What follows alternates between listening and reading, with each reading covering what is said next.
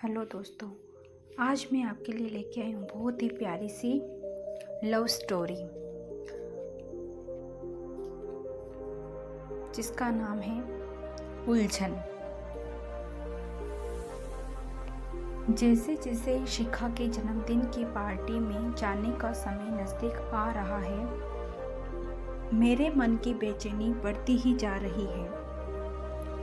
मैं उसके घर जाने के लिए पूरी तरह से तैयार हूँ, पर अपने फ्लैट से कदम निकालने की हिम्मत नहीं हो रही है। मैं करीब 2 महीने पहले शिखा से पहली बार अपने कॉलेज के दोस्त समीर के घर मिला था।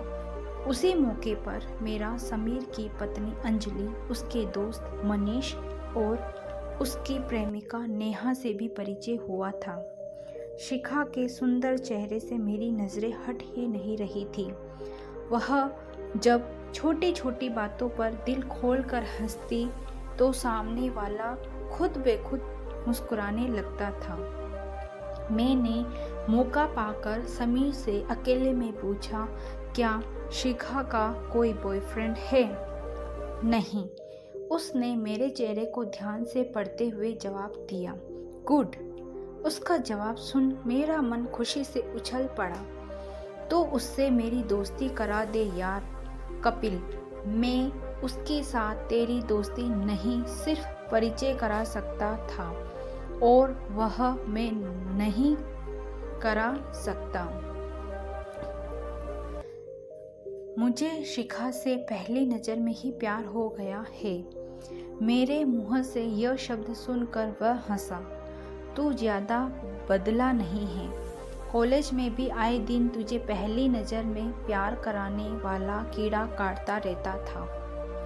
पुरानी बातें भूल जा मेरे दोस्त। अब मैं अपना घर बसाना चाहता हूँ। मुझे लगता है कि शिखा ही मेरे सपनों की राजकुमारी है।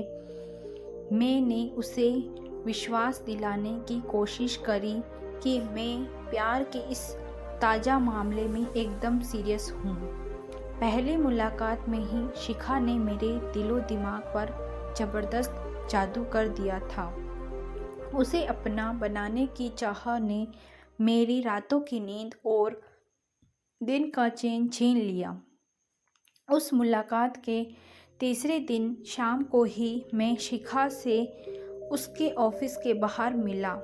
वह मुझे देखकर खुश हुई। फिर हम कॉफ़ी पीने के लिए एक रेस्टोरेंट में जा बैठे। हमारे बीच उस शाम ढेर सारी बातें हुई। हंसी खुशी से बातें करते हुए कब घंटा भर बीत गया हम दोनों को ही पता नहीं चला। बाद में उसे उसके घर तक कार से छोड़ने गया। मैं खुद उसके मम्मी पापा से मिलना चाहता था, क्योंकि मेरे लिए उन दोनों का दिल जीतना जरूरी था। शिखा अपने माता पिता के साथ 3 कमरों के फ्लैट में रह रही थी। उसकी मम्मी के कमर दर्द और पापा के बागबानी के शौक के बारे में मैंने पूरी दिलचस्पी के साथ ढेर सारी बातें करके दोनों के दिल में अपनी जगह बना ली। मेरे अच्छे व्यवहार का जादू उन दोनों के सिर चढ़कर बोला और फिर उन्होंने मुझे रात का खाना खिलाकर ही विदा किया। शहर के जिन नामी हड्डियों के डॉक्टर से 2 दिन बाद मैंने शिखा की मम्मी का इलाज शुरू कराया। उनकी दवा से उन्हें बहुत फ़ायदा हुआ। अगले संडे की शाम को मुझसे बागबानी पर एक पुस्तक की भेंट पाकर शिखा के पिता ने मुझे बड़े अपनेपन के साथ छाती से लगाया तो मुझे अपनी मंजिल मिल जाने का विश्वास हो चला। मेरे आग्रह पर शिखा कुछ दिनों के बाद मेरे साथ बाहर घूमने चली आई। मैं उसका दिल जीतने का वह मौका नहीं चूका। जब मैंने अचानक उसे गुलाब के फूलों का गुलदस्ता भेंट किया तो वह खुशी से फूली नहीं समाई। धीरे धीरे हमारे बीच मिलना जुलना बढ़ता गया। उसे अपने साथ खूब खुश देखकर मेरा दिल कहता कि वह मुझसे शादी करने को जल्दी राजी हो जाएगी। तुम्हारे जैसा सुंदर, सुशील, स्मार्ट व कमाऊ लड़का अभी तक बिना गर्लफ्रेंड के कैसे हैं? कुछ दिनों बाद मेरे साथ एक दिन पार्क में घूमते हुए शिखा ने अचानक ये सवाल पूछा तो मैं मन ही मन बहुत बेचैन हो उठा।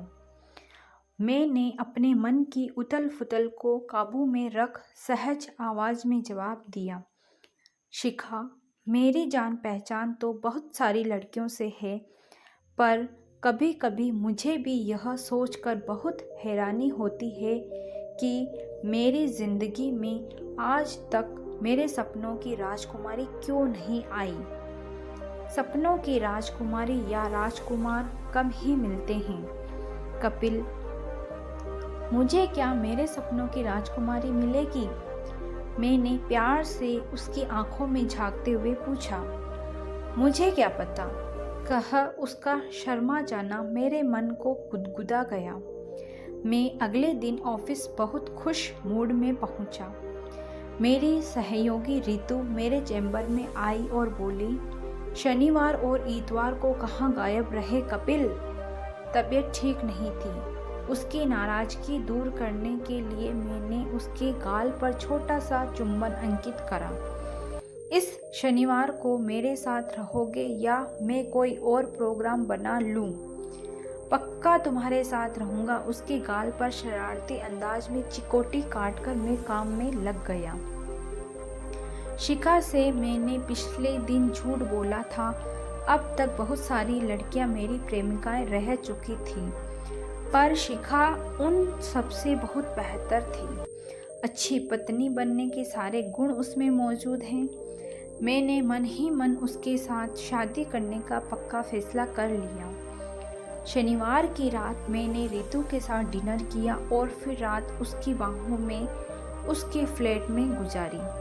सच्चाई यही है कि मुझे ऐसा करते हुए कैसे भी गलानी का महसूस नहीं हुई, क्योंकि तब तक मैंने शिखा से शादी का कोई वादा तो किया नहीं था।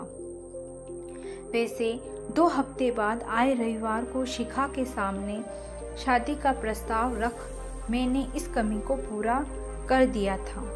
तुम्हारे बिना मुझे अपनी जिंदगी अधूरी सी लगने लगी है शिखा। तुम हमेशा के लिए मेरी हो जाओ, मेरे सपनों की राजकुमारी। मैंने उसकी आंखों में प्यार से झांकते हुए कहा तो उसके गोरे गाल गुलाबी हो उठे। जिंदगी की राहों में तुम्हारी हम सफ़र बनकर मुझे बहुत खुशी होगी कपिल। इन शब्दों में उसकी हाँ सुनकर मेरी खुशी का ठिकाना नहीं रहा। फिर हमारे बीच ये फैसला हुआ कि 3 दिन बाद शिखा के जन्मदिन के अवसर पर हम शादी करने के अपने फैसले से सब दोस्तों, रिश्तेदारों व परिवार के सदस्यों को अवगत कराकर सरप्राइज देंगे। अगली रात 9 बजे के करीब बिना सूचना दिए समीर, अंजलि, मनीष और नेहा मुझसे मिलने मेरे फ्लैट पर आए। मेरी तरफ नीले कवर वाली एक फाइल बढ़ाते हुए मनीष बहुत गंभीर लहजे में बोला, कपिल, इस फाइल को पढ़ो। पढ़कर मुझे मालूम पड़ा कि वह शिखा की मेडिकल फाइल थी। उसने करीब 10 महीने पहले नींद की गोलियां खाकर आत्महत्या करने की कोशिश करी थी। इस फोटो में शिखा के साथ उसका प्रेमी राजीव खड़ा था। इसी के हाथों प्यार में धोखा खाकर शिखा ने आत्महत्या करने की कोशिश करी थी। अंजलि ने अपने पर्स से निकालकर एक पोस्ट कार्ड साइज का फोटो मेरे हाथ में पकड़ा दिया। मनीष ने दांत पीसते हुए बताया, यह धोखेबाज इंसान एक तरफ तो शिखा से शादी करने का दम भरता था और दूसरी तरफ शिमला में अपनी पुरानी प्रेमिका के साथ होटल में गुलछर्रे उड़ा रहा था। यह खबर शिखा को अपनी जान पहचान की लड़की से मिली तो उसे इतना गहरा सदमा पहुंचा कि उसने आत्महत्या करने की कोशिश करी। तुम मेरी इस टेढ़ी उंगली को देखो। मुझे राजीव एक बार किसी पार्टी में मिला था। मैंने गुस्से से पागल होकर उसके ऊपर इतने घूंसे बरसाए कि मेरी इस उंगली में फ्रैक्चर हो गया। नेहा ने रोक लिया, नहीं तो मैं उसे उस दिन जान से ही मार देता। समीर ने गुस्से से लाल हो रहे मनीष को शांत करने की बात मुझसे कहा, शिखा के अंदर वैसा दूसरा सदमा सहने की ताकत नहीं है। कपिल, अगर तुम्हें लगता है कि तुम उसके प्रति जिंदगी भर वफादार नहीं रह पाओगे तो कल उसके जन्मदिन की पार्टी में मत आना। उसे दुख तो बहुत होगा पर उसे हम संभाल लेंगे।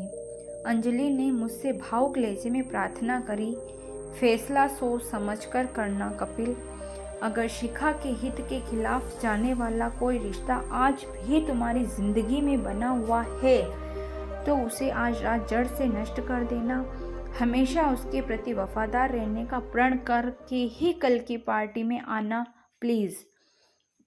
इसके बाद सभी बारी बारी से मुझे गले लगाकर चले गए। मैं रात भर ठीक से नहीं सो सका, अगले दिन ऑफिस भी नहीं जा सका। सारा दिन गहन सोच विचार करने के बावजूद किसी फैसले पर पहुंचना संभव नहीं हुआ। मैं शिखा से शादी करना चाहता हूँ पर अपने मन की कमजोरी का भी मुझे एहसास है। किसी एक स्त्री का होकर रहना मेरी फितरत में नहीं है। मुझे फैसला सोच समझकर ही करना था, क्योंकि मैंने अब तक जिन लड़कियों के साथ प्यार का खेल खेला था उन सबके ऐसे खतरनाक शुभचिंतक दोस्त नहीं थे। फिर धीरे धीरे जबरदस्त टेंशन का शिकार बन मेरे मन में यह बात जड़ें जमाने लगी कि मैंने शिखा के लायक हूँ और न ही उसके शुभ चिंतकों की दोस्ती या दुश्मनी के। ऐसा सोचकर मैंने शिखा की जिंदगी से निकलने का कठिन और दिल दुखाने वाला फैसला आखिरकार कर ही लिया। मैं जूते खोलकर वापस पलंग पर लेट गया। मेरे बहुत रोकने के बावजूद आंखों में बार बार आंसू भर आते थे। 8 बजे के करीब मेरे मोबाइल फ़ोन की घंटी बजने लगी तो मैंने फ़ोन को स्विच ऑफ कर दिया। फिर 9 बजे के करीब बाहर से किसी ने घंटी बजाई तो मैं चौंक कर उठ बैठा। दरवाज़ा खोला तो सामने शिखा को देख मेरा दिल बैठ गया।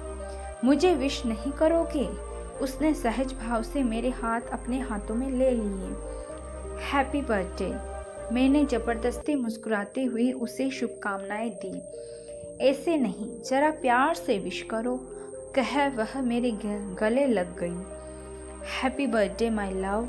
पता नहीं कैसे ये शब्द मेरे मुंह से खुद ही निकल कर मुझे हैरान कर गए। मुझे मेरे दोस्तों ने कल रात तुमसे हुई मुलाकात के बारे में सब बता दिया है कपिल। वह सहज भाव से मुस्कुरा रही थी। मैं तुम्हारे लायक नहीं हूँ शिखा। बाद में तुम्हारा दिल तोड़ूं उससे अच्छा ये होगा कि हम अभी अलग। उसने मेरे मुंह पर हाथ रखकर मुझे खामोश कर कहा, अब मैं पहले जितनी कमज़ोर और भावुक नहीं रही हूँ।